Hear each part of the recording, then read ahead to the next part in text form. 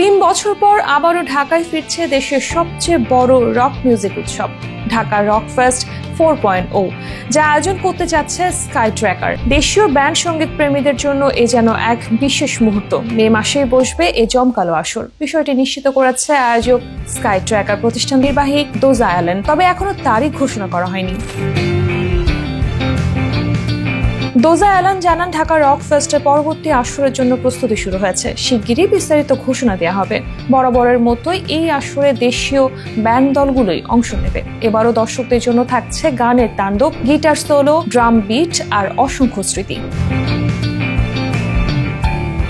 2019 সালে টানা 3 বার অনুষ্ঠিত হয়েছে এই রক কনসার্ট। সবশেষ 2022 সালের 27 ও 28 ডিসেম্বর আন্তর্জাতিক কনভেনশন সিটি বসুন্ধরা এক্সপো জোনে আয়োজন করা হয় ঢাকা রক ফেস্ট 3.0।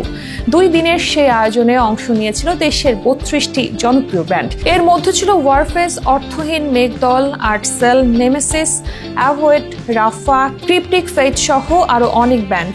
এত ব্যান্ড নিয়ে আর কোনো কনসার্ট বাংলাদেশের ইতিহাসে হয়নি।